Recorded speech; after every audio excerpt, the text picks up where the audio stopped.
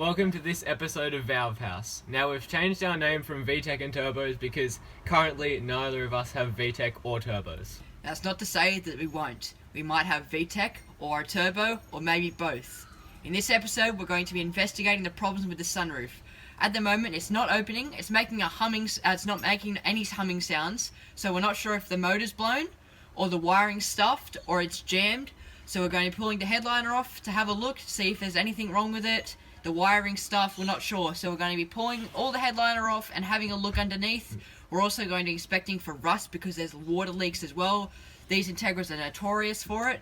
So hopefully there's no rust and we can find the sunroof problem really easy without any troubles.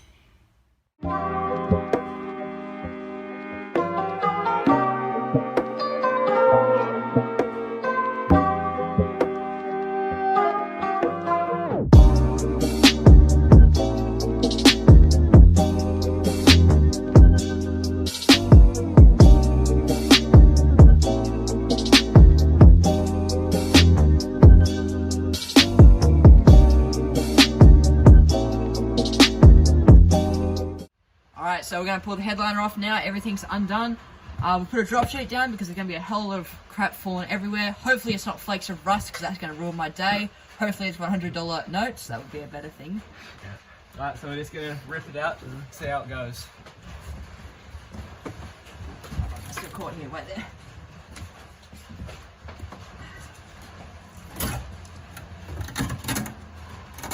Oh, God. I need to I can get out of the car. Oh.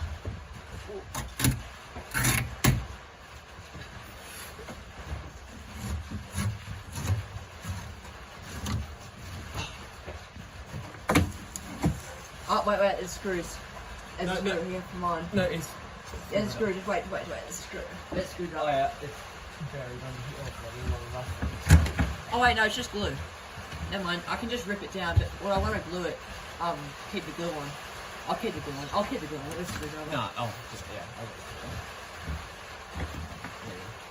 No, I just pull it down. Yours pulled down anyway. Yeah.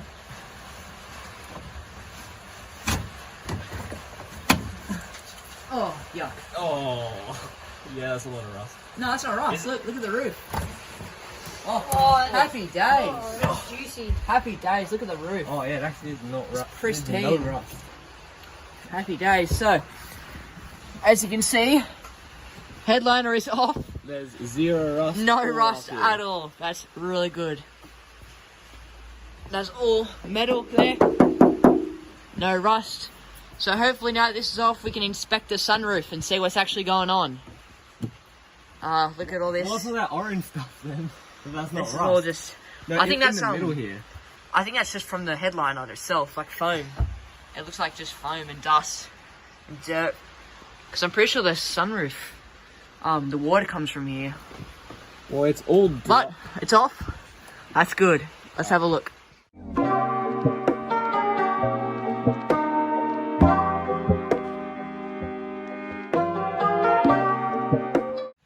Right, so we used the multimeter to backtrack and we found out we had no voltage at the control module here or the switch, so we've spliced the wires, pulled them down there and found out that they were actually cut off.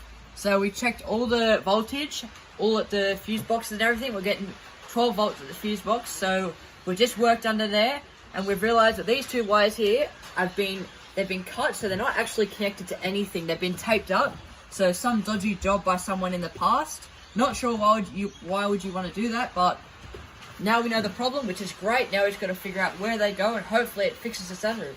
Okay, so we've sorted the problem out. We know what's actually going on, but we don't have a solution for it just yet. We know the two wires aren't connected to anything, but we just don't know what to connect them to yet. So we're just going to put everything back together how it was until we figure out a solution on where to put the wires and how to use it, because we don't actually know what we're doing.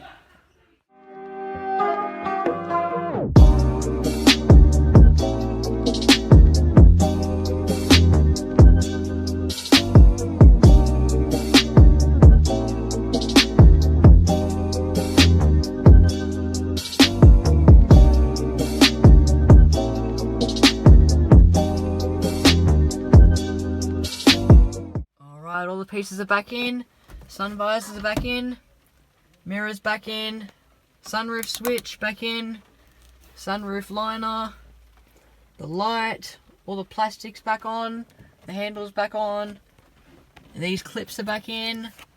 So everything's back together. Now we're just going to see if there's any water leaks. And I'm still so surprised that there is not a single speck of rust underneath all the liner. It's actually really incredible because these cars have a lot of problems with water and sunroofs. Fixing yet another problem on the Integra, this being the aerial. So at the moment, it's really loose. It doesn't work. The motor is still, like, we can hear the motor, which is really good because that means we know it's working. It's not a wiring issue. What it leads to problem to me to think is that the cable inside it has snapped, hence why it's not moving up and down, but we can still hear the motor humming. So we're going to take it apart and have a look at the assembly.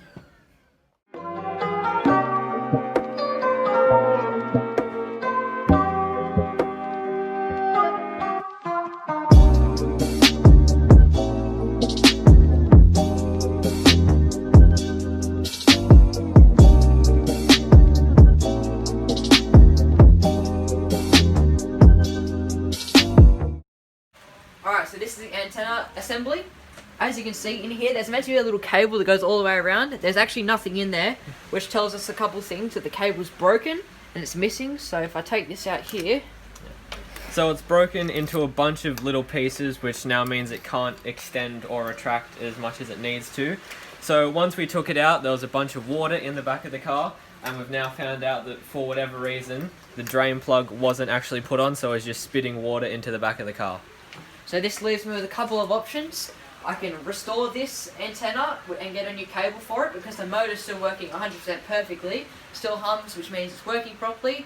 Or I can get a shark fin and relocate the antenna to the top of the roof. It looks clean and it removes this big pointy thing, but I'm still not sure what I want to do yet, and I'm going to decide. So this is the aftermath. It was quite a mission to get all this out, and it was a bit ghetto with the wood pieces and all that sort of stuff, but now, until we make a decision, we just got to chuck it all back together, and now we got full race spec but no headliner, so...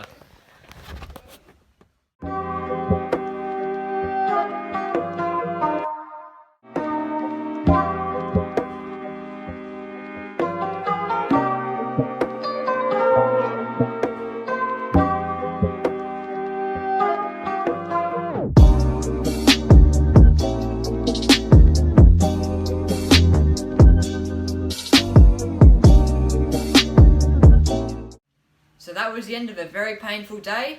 We got to the bottom of the sunroof issue. We found out that it wasn't actually wired in, which is a big problem.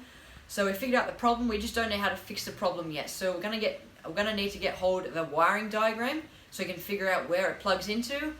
And in regards to the antenna, I'm gonna figure out if I want to order a new part, or I want a replacement part, or a shark fin. I'm not sure yet. So I've got a bit of decisions to make, and then I should be able to order some new parts so I can fix it all up. And that's it for today. Thanks for watching this episode of Valve House.